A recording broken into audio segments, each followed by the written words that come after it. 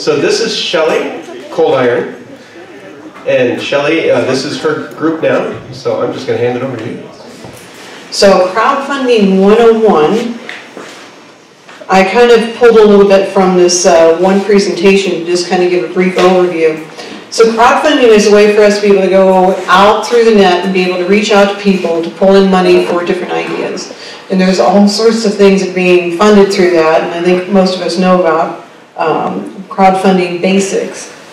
And it really isn't a new thing. Back in the 18th century, writers and musicians used to do the same thing where they get money from the community to help them be able to publish their large works of art. So Give Forward was one of the earliest crowdfunding funds, and that was for Katrina. And someone was trying to figure out a way to be able to help out people who were suffering from the devastation of Hurricane Katrina, and so they put the Give Forward together, and that was to help people raise funds to help the loved ones in need. And then most of us know about Kickstarter, and it's been a huge success.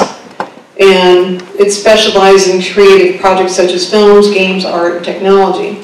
One thing about Kickstarter you need to be aware of is if you do not reach your goal, they will then refund that money back to the people who have invested in it.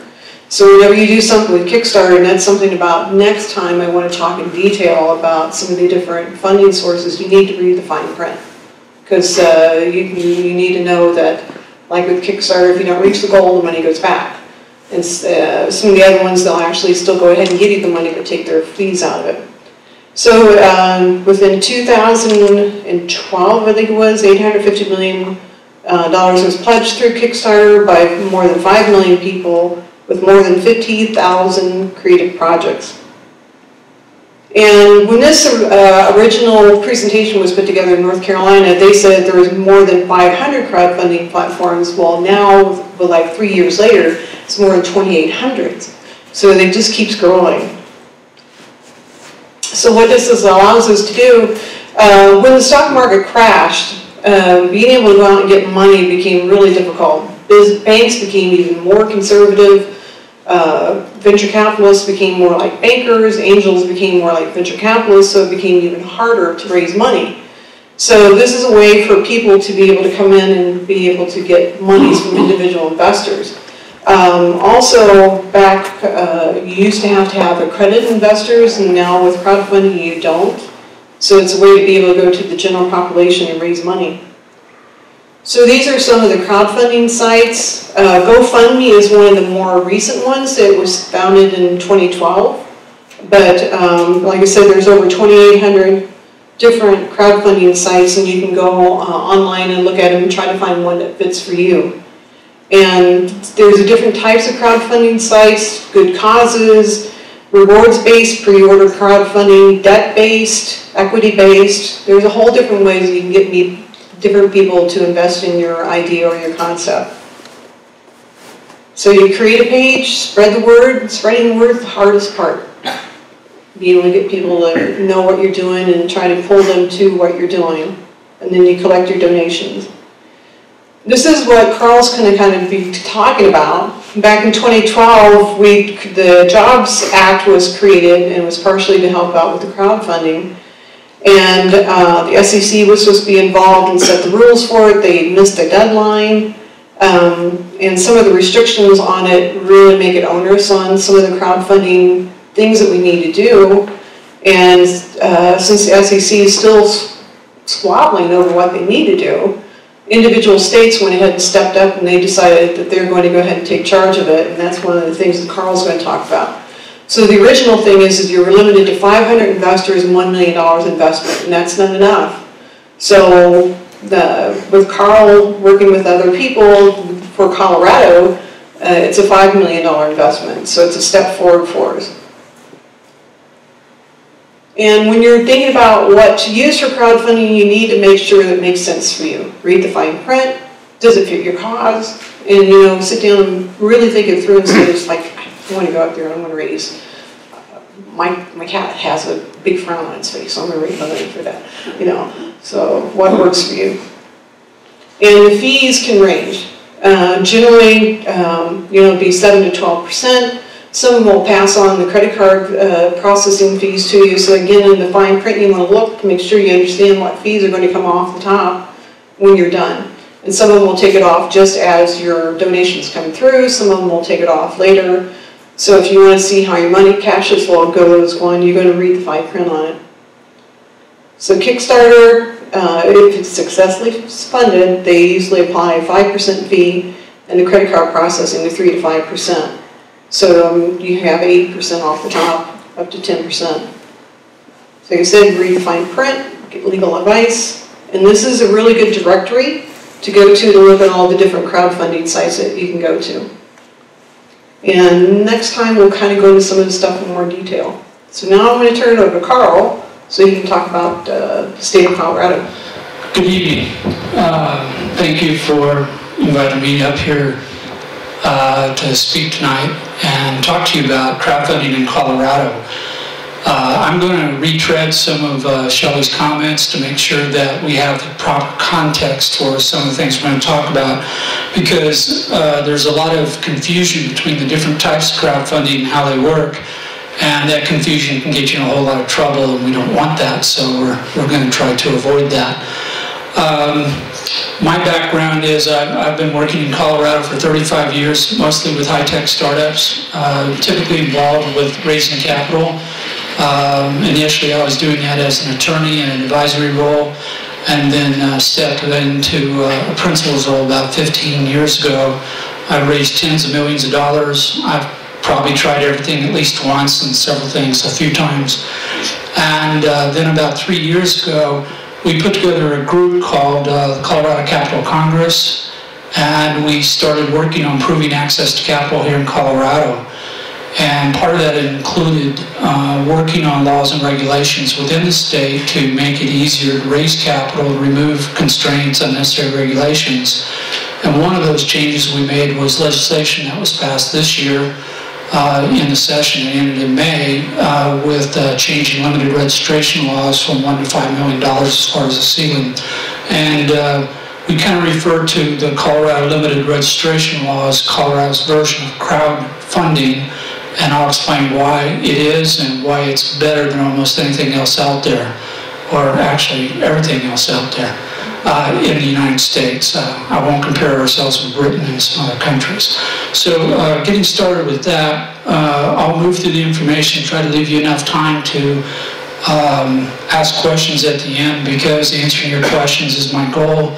Speaking at the front of the room is not. This is called Crowdfunding Colorado Style.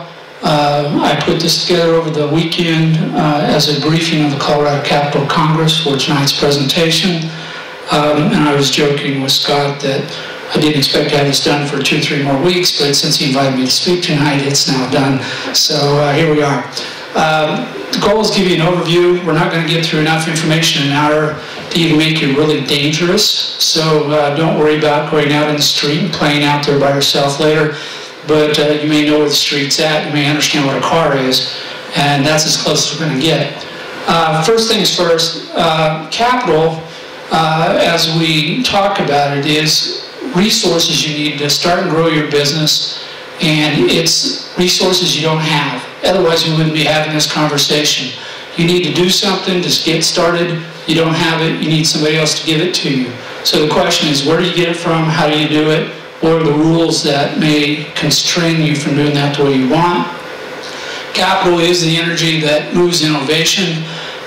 Standing in front of the Colorado legislators, trying to explain to them that capital is essential to Colorado, that between the point of concept and hitting a break-even point, you're upside down. You're putting in resources you don't have yet. They've got to come from somewhere. If you're not born rich, then it gets harder, and you need to raise capital. So a lot of those times you're going to find that the bank is inappropriate. It's not that the banks are bad guys. I'm not here to beat on banks. But when you're required by federal regulation to keep your losses below 1% of operations, think what impact a single loan has on your loan portfolio, and you suddenly realize that banks are zero risk, and everything you do as a startup is somewhat higher than that. So probably not a good match most of the time. The other thing is, when you talk about capital, is almost everybody talks about cash. And it's money, and yet at the same time what you're doing is you're kind of doing a detour. You want to buy that piece of equipment. You say, well, I'll buy it with money, but I don't have the money, so I have to go raise the money. So I'm going to spend money raising the money so I have the money so I can spend the money to buy something I want. And it ends up being a fairly circuitous, expensive route to get to where you may want to go. And if you start thinking about any resource that you use to start a business, it's more like looking at a keyboard on a piano, as I call it. Cash is middle C, but there are a lot more keys to play with. And if you think about all the other resources, equipment, people, everything else you're going to spend the money on, you can play these as chords. You've got all kinds of new variations on how you go about raising your money. The other thing to keep in mind is there's always more people seeking capital than there is capital available. So you're in a highly competitive market. And as good as you are, you have to be better than the next person, or otherwise the money's going to the next person. You may have a perfectly wonderful business that'll make you happy, put your kids through college, but will never have enough money in it to attract an investor at a high cost of money. So you're not going to qualify for that kind of money, and you're talking to those people is kind of a waste of time. So we're always talking about fitting yourself to the money, where it's at, how it's at, and trying to make yourself attractive to them. So crowdfunding. Crowdfunding, as was said, it's been around forever.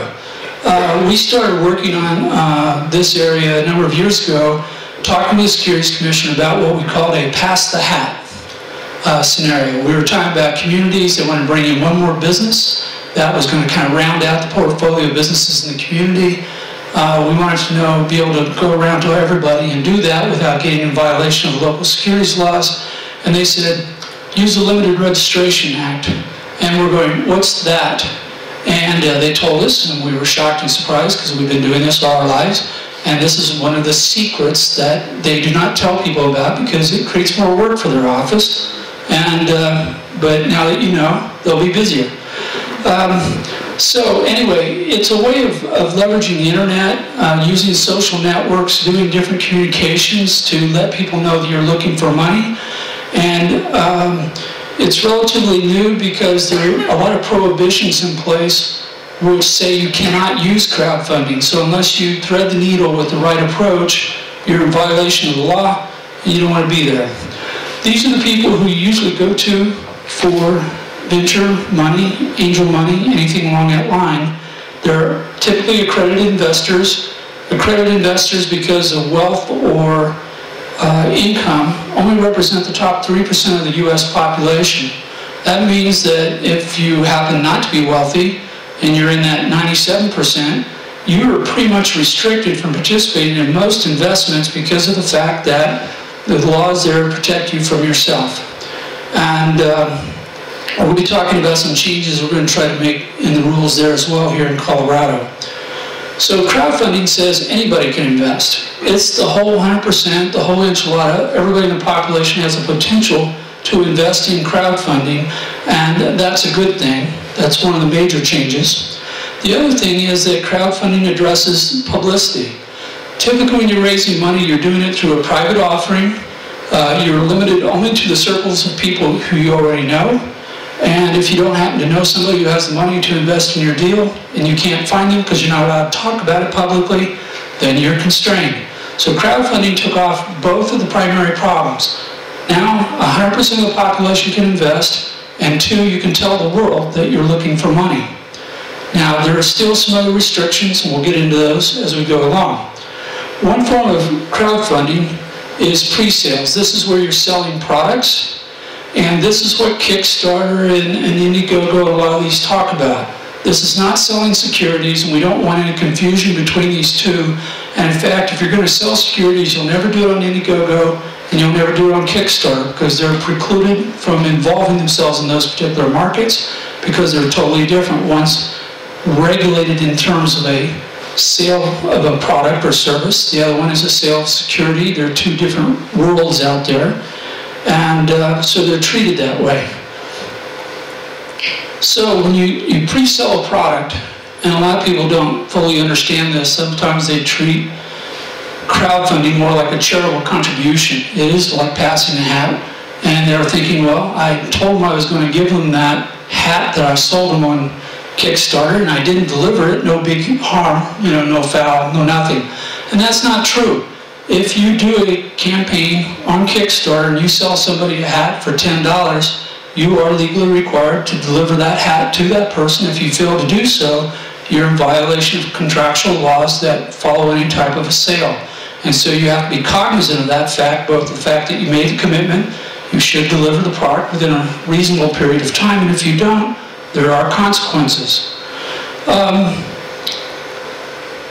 One of the things I like about product sales is that you're selling them before you've incurred the cost. So if it costs you $50 to make a widget, you can go out and in a Kickstarter campaign, you can get sales, receive the revenue, use that revenue to pay for the cost of making the product. It becomes a form of financing your manufacture of your product or service. And so you've put the sale or revenue generation ahead of the cost of creation instead of the other way around. Great thing.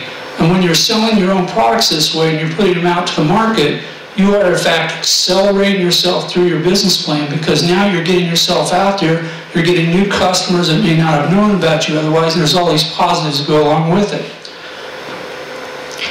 I put this in contrast with premium sales. So if I'm opening a new bar and I'm selling t-shirts or hats with the name of my bar on it, I'm not selling beer, I'm not craft beer, and so I'm not really actually advancing, accelerating my product. I'm just moving product around and hoping there's enough margin left over, because I'm pretty certain I didn't manufacture that hat or that t-shirt. I have to go out and buy it from someone else, have to pay for that, then I have to do the campaign, then I have a little margin left over, and essentially it's like Girl Scout cookies. How much of the Girl Scout cookie goes to the Girl Scouts, how much goes to the company that bakes them?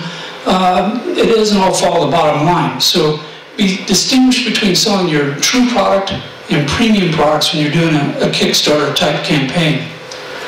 Another form is gifts, and this is a purely charitable thing, and I distinguish it again from selling a product. The goal here is that you're getting money coming in, and it's a gift. There's no obligation to do anything with it in terms of having to pay it back or do this or do that. And I had a friend of mine during the flood who had half their house torn down, and for some reason insurance didn't feel that it fell within the policy. Having that new balcony out there with no window was perfectly okay with the insurance company. So they did a GoFundMe campaign. They raised $45,000. They put up another wall back on the house. It's now a 4-walled structure again, all good for everybody. But it was all gifts. There was nothing, if you took the money and they spent it on something else, you really can't hold them accountable for that, because it was a charitable type of a gift or contribution. Now, an important thing on that is that if I'm a person or a business and I get a gift, it's no big deal. But if I'm a charity and I'm out soliciting gifts versus this type of a campaign, I better be registered with the Colorado Secretary of State as a charitable organization, and I have to conform with different rules on my cost of raising the money, reporting the money, and doing things like that. And because of crowdfunding, they've had a sudden surge of issues where charities have been out raising money doing this, which is just another way of raising money, but they're not registered, and therefore they're in violation of the laws of Colorado. So if you're doing this for your charity, check into your registration. Finally, we get to sales securities, and this is all new. In Colorado, you could do a pass-the-hat type of private security offering, but you're only talking to your friends and family, your business associates. You couldn't really tell the world, hey, I just showed up in town, I'm opening a new bicycle shop, I want to raise $250,000. You couldn't put that in the paper. You couldn't tell anybody about it in the usual sense, because the law said you had to be private and you can only sell to accredited investors within certain limits. And we'll talk about those details as much as you want to. But suddenly this shows up on the scene and everybody's going, hey, I'm going to do crowdfunding, I'm going to sell securities. And I really need to draw this line here and go, gifts, products over here, Indiegogo, Kickstarter over here, sales securities over here.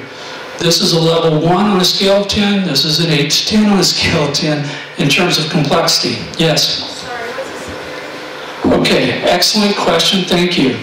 And this is not the last time that I'll be asked to explain a term, so please speak up. A security is a sale of an ownership in a business or a participation in a venture or something that has a risk associated with making a profit. So commonly, if I'm selling stock, a partnership interest, I'm doing a revenue share and a royalty, which is a little bit more of an odd duck, or even a private note, okay? When a bank loans you money, they're regulated by the banking commission, but if I'm a private person and I'm out borrowing money and doing this kind of thing, that is a security under the law, and it is regulated just like sales stock. Okay, so because it's regulated, there's all these rules, and I will have to tell you they're some of the worst, most complex, confusing, contradictory, frustrating, yeah, it's enough adjectives. So it's a mess, and there's people called securities attorneys who do nothing except try to figure this out. And I will tell you that 10 attorneys in the room seldom will come to an agreement on what the law actually says, and most of them are going, best guess. And then they hope that the regulators agree, okay? Which can change depending upon the temperature and whether they're mad at you because you did something they didn't like. So, what happened, as was described earlier, was the Jobs Act was passed at the federal level, that is in Congress, back in 2012. The bill was originally conceived and submitted by Representative McHenry. It was a very simple bill, very elegant bill. It would have been wonderful if it had been passed in that format, but that was not the bill, that's the Jobs Act. The Jobs Act, as it came forward, said, no, we want to do all these good things. We want to take the lid off of who can invest, and we want to allow you to publicize the offering, but we're going to require you to use an intermediary. We're going to require that there be a middleman in the middle of this transaction, and that person is going to have certain obligations and responsibilities. Well, as the law went through the sessions and finally passed and then was handed off to the Securities and Exchange Commission, they were said, do good things, because the bill wasn't really that specific about what to do and how to do it. And the Securities and Exchange Commission sat back, listened to all the broker-dealers who felt threatened by the fact that this would impair their potential income, and they started loading burdens on this intermediary. And the current status of this is that the rules, which were supposed to be out a year and a half ago, almost 2 years ago now, still aren't done. They're not fully baked. I'll step that forward. We're still waiting. Now, they closed officially the comment period, that meaning that the SEC put out a set of rules which scare me to death or make me very frustrated, because I don't think practically you're going to be able to implement this thing, because the intermediary has to almost guarantee the accuracy of all the information in any of the offerings of anybody who comes to their site. That's an impossibility. So what's likely to occur is you'll see some broker-dealers who will step in. They'll do selected deals that they've been kind of hand-carrying along the way, but a lot of deals will never, ever be accepted by an intermediary because they can't vouchsafe that the information is accurate. It just can't get there from here. So I have low expectations of what's going to happen at the federal level whenever they get around to doing it. So there's that. The other thing about the federal crowdfunding is it places a dollar limit on the amount of money that any one person can invest. And because they're now opening the doors to 100% of the population, they have assumed, which you've seen in some states, they have similar statutes, that we're going to limit the amount of money you can invest in any one deal. So it's a percentage of your income, and once you hit that, you're done. It doesn't matter if if you've not gotten to the max for that particular thing. You're out of the game. You're going to have to, if you're selling, you got to go raise money from someone else, and that means that in some cases you're going to have a whole lot of investors, because that's the only way this is going to work, and that makes it a little more complicated in several fashions, which we'll get into later. But because of these constraints, it's a different type of a deal. So those are a couple things to keep in mind. Now, they also removed the restriction on advertising, and I'm going to step sideways again, because the Jobs Act talks about crowdfunding in a style that's very much like Kickstarter and Indiegogo for products, but it's for securities. But at the same time that they were passing all these laws, one of the best things they did is they stepped across into the area of accredited investors, okay, the rich people, and said there's no longer a restriction on advertising. So where before there was called a Regulation D, you don't have to write this down, but that's what it's called, Reg D, 506 offering for accredited investors, you were limited to just the people you knew. And you could have one heck of a deal, but if your network was small, it didn't matter. Nobody knew about it, you couldn't raise any money. So now under the Jobs Act, to the side of the other type of crowdfunding, this is called crowdfunding by certain people. They call it rich people crowdfunding, but nonetheless it's crowdfunding because they addressed one of the two issues. They didn't address the wealth issue, but they did address the publication or advertising issue. So now if you have a project you want to raise money for that should be attractive to accredited investors, you can put it up everywhere and you have a chance of getting a match from somewhere across the United States from somebody you didn't know. So that's a good thing. And this is very, very popular today in real estate. We're seeing a lot of people move into this, put together these investment groups, go take down a big project, $20, $50, $100 million. And this is the dominant area where crowdfunding is working today, but it's in this wealthy-only bracket. So that brings us to Colorado, and what's called Colorado's Limited Registration Offering, which I call crowdfunding Colorado style.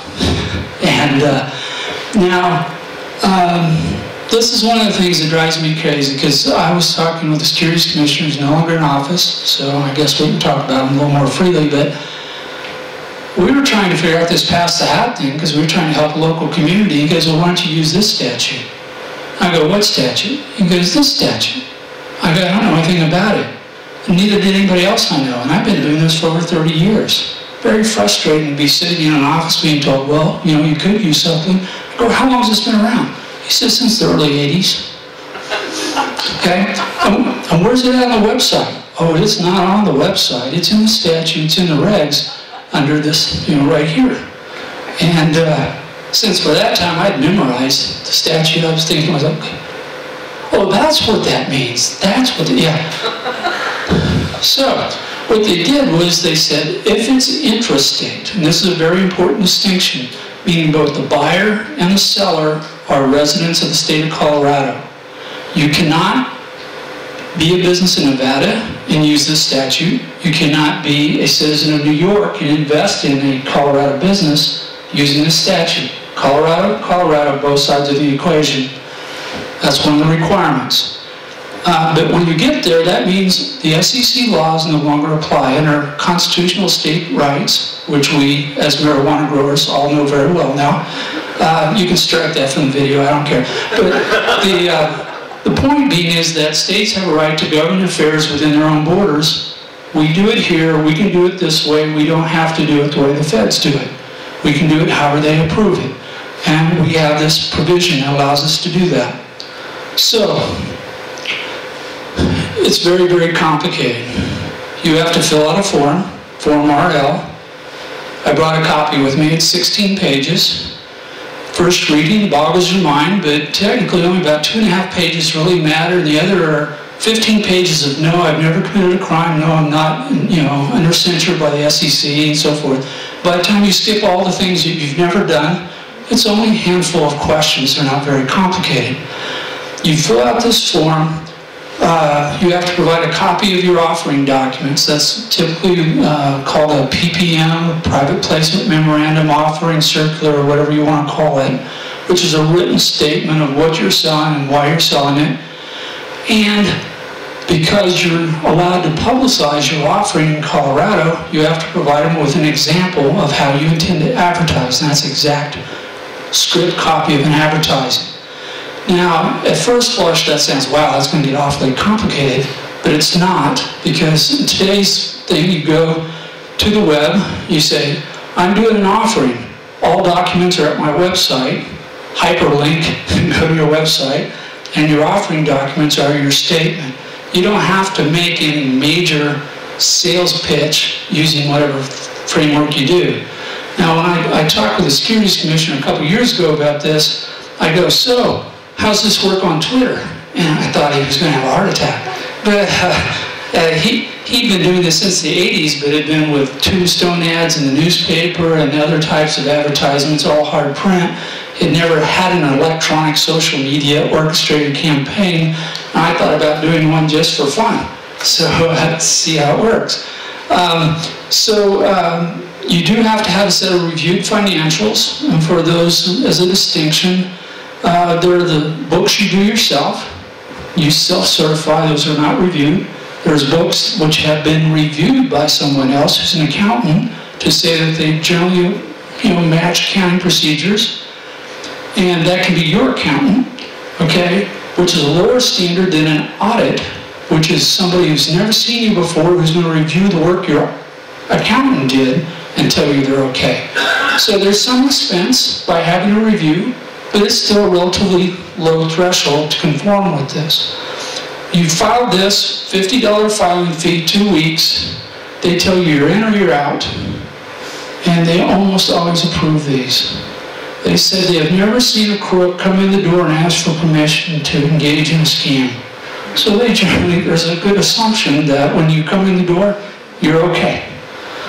First guy who screws that up, I'm going to go shoot him. But anyway, just wondering, yes. What if your product went viral and you got inquiries from out of state? Could you include a qualified investor from out of state? No. No. What was the question? The question, I'll repeat that, was say somebody contacted you from out of state and said, I want to invest in your company. It's hot, I want to be in the deal. It doesn't matter whether you're accredited or anything else, they cannot participate in this deal. And I'll come back and give you a couple layers of workarounds. Okay. Could they donate to a nonprofit and the nonprofit buy shares? If the nonprofit's in the state. Okay. Okay. One of the things on this rule is this is for this offering. So if you collected, for example, a whole bunch of interest from outside the state, from accredited investors, I create a whole list of names. As soon as this offering was closed, I'd start a new round. And I'd do a multi-state Reg D offering, which would allow me to take money from people out of state. There are dollar limits on all these different things. In Colorado, this form RL. Never did get an explanation for why that is. So, limited registration. Yes? If you're a corporation, you have to be incorporated in Colorado. You have to be a resident of Colorado. So, you can be incorporated elsewhere, and you can have corporations of multi-state residency, because if you're doing business and you're meeting the other requirements, you have a place of business and so forth, you can meet the residency requirements. Okay. So this, on one sense, seems pretty straightforward. If I want to raise up to $5 million, I create this paperwork, fill it out, submit it there. They have 2 weeks to turn it around. You have to accept or reject it. If they reject it, they have to tell you why. You go back and do it again. It's not very hard. I sat down with a couple who, let's say, was not very sophisticated. We filled out the entire form in half an hour because there wasn't that many questions. They were not felons. They had not done securities fraud before, so it kept the answers short. Now, one of the other requirements is that 80% of the money you raise through this type of offering has to be spent in the state of Colorado. So if you're thinking about building that beach in Belize, and I was when I asked him the question, doesn't work because you're going to end up spending more than 20% outside the state of Colorado. So this has a few little pieces to it that keep the money at home, which may constrain certain things that otherwise would look like you could do them.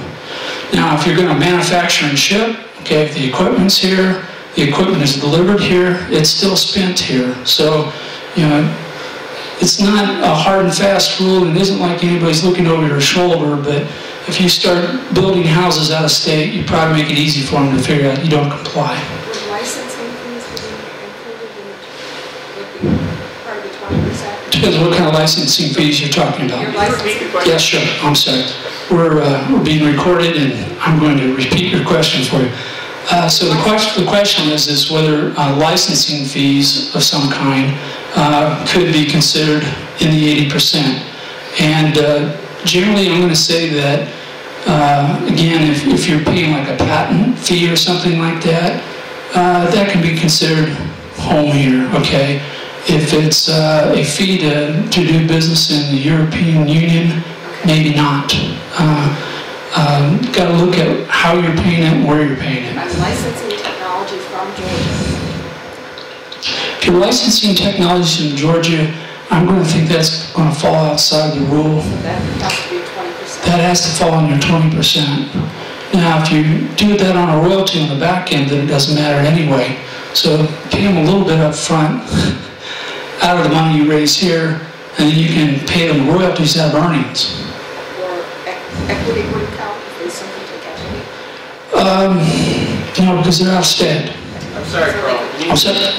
Yes. Because I can't even hear. Okay. Yeah, the question was if you were trying to buy a technology from out of state and you're going to pay part of the license fee, the upfront fee for the technology, or something else, would that count? And the thing is, because they're out of state, you can't give them equity for that under this rule. Now, let me step to the side, answer your question a little bit differently. If you're going to take equity on a technology deal, don't do it under this deal.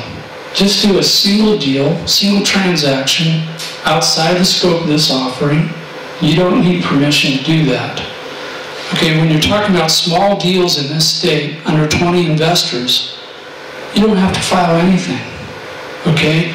And if you're doing it across state lines and you have under 20 investors, nobody cares. It's only when you start getting into your larger numbers that you're going to have some regulatory oversight, because there's more people involved and there's a greater risk that something's wrong. So if we license the equity first and then did this? Yeah, the question is, what if you licensed the technology first and then did an offering? Right. Anytime you run up against a rule, stop, step back, break it into steps, and think about, I'll do this before or after, or differently. And quite often you can work around the rule. And that's good for creative people and expensive attorneys. Depends on, or sometimes they're the same person. Okay. Next point, last point, capital campaign. Don't go raise any money, anytime, anywhere, without having a plan. I can't tell you how many times I've had people talk to me about, well, I'm trying to raise money and it's not working. I go, okay, who's in charge? How much money have you allocated to raising the money? What's your time clock? What's your goals? And there is absolutely no response. I talk about raising capital, like if you're going to run your business, you write a business plan that's multiple chapters for everything you're going to do. If you don't have all the capital you need, you're going to write one additional chapter in your plan and insert it into the front end, which is its own micro plan. And you should have a complete business plan, project plan for raising money. Because if you don't, you'll often be out there just spraying and praying for money. You don't know where you're going, what you're doing, and you suddenly find yourself expending all kinds of time and money, raising money, as a distraction from your business. Very bad protocol, quick way to destruction. So have a plan. First part, this was mentioned by Shelley. Crowdfunding requires a crowd. And too many times I would see people go into Kickstarter, Indiegogo, post up everything, nothing happened. And you're going, well, why? Because nobody knows you're doing it. the assumption was that because you're on Kickstarter and Indiegogo, that millions of people are going to come to your site, love you, invest in you by buying whatever it is you're selling, and you're done. It doesn't work that way. There's a noise level at every level of the internet of everybody who's competing with you for things, these things, and that things. Before you start, you want a completely orchestrated campaign, publicity, promotion, and so forth. The best one of these I saw this summer was a lady I know by the name of Diana Kander. She's an author on entrepreneur books, and she wrote one called All In Startup this summer that she started off with a crowdfunding campaign. It was lovely to watch this thing unfold because the first day she had press releases going up over here, she had blogs going sideways, and she had all these different people who she knew were all telling everybody about her campaign. She probably hit 50,000 people the first day with, I'm doing a crowdfunding campaign. She sold it out in a heartbeat. It was just wonderful to watch such a beautifully orchestrated campaign, as opposed to the fact that most campaigns fail. The average crowdfunding on Kickstarter and Indiegogo only raises about $15,000. It's the threshold of what people are willing to spend for what's going to happen. So if you think this is going to solve your problem with a $250,000 raise by selling product, probably not. I saw a couple good craft brewing companies get over 100,000, but those are extremely rare. It's usually hard to get that many people who care, who are going to spend enough to get you where you want to go. Having a crowd up front, planned out, identified, thinking about your own viral networks, your own media. I'm getting ready to do some announcements on the Colorado Capital Congress. I've identified so far 54 people who I can guarantee that if I ask them to do a tweet, a Facebook share, and a LinkedIn comment, they will do each of those within their own network. So I should be able to get to 25, 50,000 people on day one, okay? And because they're going to go after their people, then when I start doing press releases and I start doing secondary things that are shotgun blast at the public, at least I know this group's moving. The other thing is keep in mind that multiple funders, multiple investors means more management. It's a hard thing to work with, but as soon as you accept one investor, you're no longer in charge of yourself. You're reporting, you have legal fiduciary duties to your investors, you're required to put their interest ahead of your own, all by law, all under securities requirements. And so the first time you take one, you have one new boss. Okay, consider 100, consider 500, consider 1,000. I did a limited liability company a while back where we had 130 investors. I had 130 new best friends, 130 new terrorists, telling me how to run my business. And we actually had to implement special procedures where we would tell them we cannot talk to any one of you individually. We're going to put out a weekly newsletter. It's an update. We're trying to make sure, one, that you're all getting the same information, nobody's getting an unfair advantage, and two, we're trying to make sure we get something done here. Because we were answering the phone all the time, and it's not pretty. But once we got the procedures in place, it calmed down quite a bit. The quick answer to that is yes, I set up the Colorado Capital Congress. I'll repeat the question. Thank you. The question was if I ever worked with a benefit corporation. Requires a definition, and so on. There is a company, a nonprofit back east called B Corp. B Corp brought out a standard for ways businesses can conduct themselves, which are supposed to be triple bottom line, which is profits, people, and environment. Now, their standards, whether you like them or dislike them, are extremely high. I refer to them as Olympic decathlete standards. This last year, actually it took effect this year, but last year we passed a public benefit corporation bill here in Colorado, and I was part of that effort. And we set a much, much lower standard, and we only required 1 of 3. So any good social cause could qualify.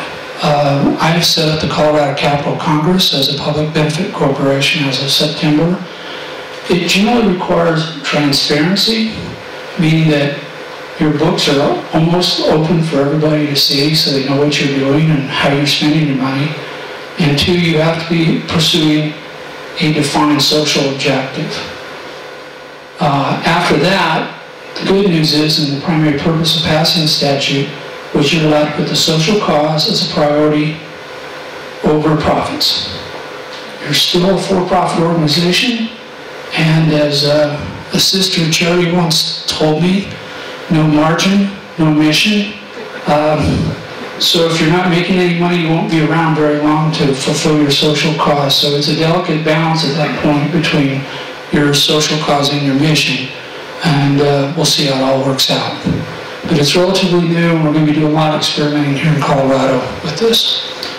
Other questions? So we're in the question section, and I will repeat the question.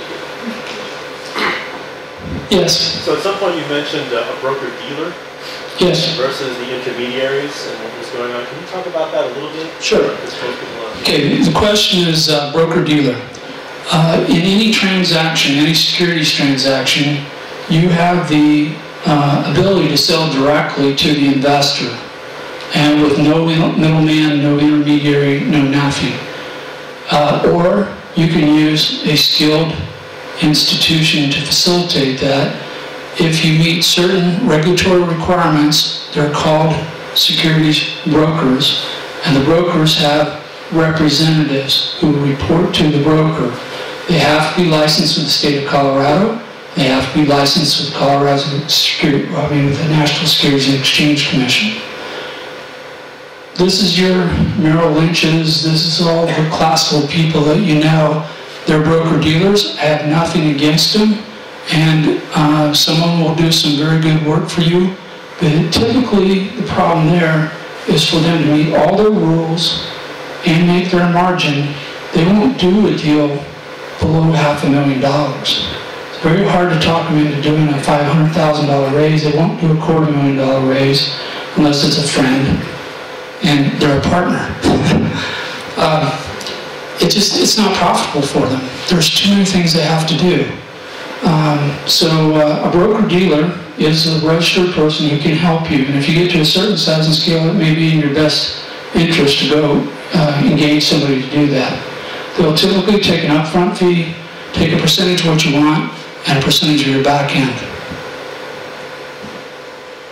Yes? Any prediction as to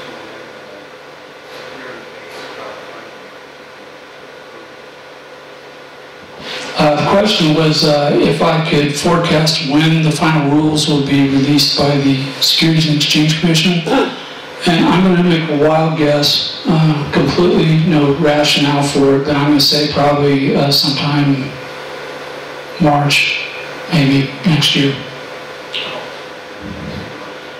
Yeah, I think that they're at a point where they're ready to release the rules. In my opinion, they've messed the thing up so bad that no one's going to use it anyway, so, whatever. Yes, Scott? Do federal laws trump state laws or vice versa? Okay, the question, see, just getting back at you. So the question is, do federal laws trump state laws? And the question is, depends where you're at. If you cross state lines, you're engaged in what's called interstate commerce. The Constitution says that the feds have control over that. And that's why if you have an investor in one state and a business in another state, that's going to be a federal thing. But at the same time, each state gets to regulate that as well. Part of the thing when the crowdfunding was proposed, the state regulators were unhappy because they're going to end up enforcing a lot of these laws that they have no control over. If you're within the borders of a state, then the state laws are the sole domain. But once you cross a state line, you've got 3 people, at least 3. You've got the feds and at least 2 states. I've done private offerings, 506 offerings. We had 16 states, so we had to file in each of the states individually as well as with the Securities and Exchange Commission. And there are fees for almost every state as well. Yes? There's another name for that, the blue sky laws. Can you explain that term? Because I've heard it many times. Yeah, the question is define blue sky laws. Sounds like a Jeopardy question. At one point in time, there were no securities laws. And people would go around selling securities. Actually, if you read the history of Cripple Creek or Central City or something, every mine that was ever dug, they were out selling stock, so they could have enough money to go drinking or whoring that night. So it's, there was no regulations. It is whatever you said it was. If you lied, then you settled it in the street with sixpence. Now we're in a more civil time. The laws came into place in the 1930s, particularly as a consequence of the dirty 20s when everybody was selling everything. The derivatives that everybody thinks was a new thing was actually created in the 20s, and there were things being sold that made no sense whatsoever. It's hard to believe, but they kept going up, so people kept buying them under the greater fool theory. So they passed laws in the 1930s, and there are multiple tiers in our design, so that there would end up potentially being thousands of investors at one level. Similar to what the Calvert Fund is doing, a debt fund right now, you can do an investment as low as $25. It pays 3% interest unless you cash out early. You got to leave it in there for the full term. But that is again a democratic, what they call style fundraising, where everybody gets a chance to play. Yes. Karl, I sent an email to the door and asked them if anybody had done a limited registration recently. And I got an email back that said nobody had done one in the last 5 years. Is that accurate? I don't think that's accurate, but it is a low number. When they first came out, I think the year it was first passed, 82, 83, there was like 40-some offerings, and then it was high for 3 or 4 years, and then it started diving, and it hasn't been very popular recently. That might be attributed to the fact that nobody knows about it. Who knows? But there's a lot of other options when you're raising money, and if I'm trying to raise money, I'm asking myself, well, couldn't I just do a Reg D 506 offering and go accredited? I don't need to do this. So I wouldn't. It's only when you're really thinking low dollar, local, that it's important. There's a good book out called On Local Investing by Schumacher. I'm sorry, I can't remember. I think his first name may be Michael. He makes fun of securities laws because he says, Grandma and Grandpa can go to the casino and they can lose 100% of all the money they own, and there's not a single person at the door checking to see if they're qualified to lose all their money. But if you're trying to prevent them from investing, we have all kinds of rules that constrain them. It seems inconsistent. I think he's right. Yes? There was an article recently about the potential for the accredited investor threshold to be pushed up. It's 2.5 million net worth. Yeah, the question was about changing the threshold for accredited investor. There was a proposal to bump it from 1 million to 2.5. I think they ended up compromising by saying that I think it's $5 million for institutions of certain types, but at the individual level, they left it where it was at. And I'm all in favor of that, because what they did do back when they passed the Dodd-Frank bill is it used to be $1 million net worth, including your house, and they took the house out. And for a lot of people who did not leverage their house heavily, that was a bad thing. If your house was leveraged to the max, it didn't have any impact. Other questions? Well, what I would like to do is, I have flyers up here on the Colorado Capital Congress. This is, as I was mentioning, is a group that's been running for about 3.5 years. to improve access to capital in Colorado. And yeah, if you could pass those out. Essentially, we're doing a formal relaunch as a public benefit corporation, and we invite all of you to consider potentially joining this organization and working with us. Our goal is to help everybody in the state who needs capital get the capital that they need. We're going to be doing a variety of programs. We're going to be teaming with organizations like this one to put on educational programs, help to build capital funds and other things.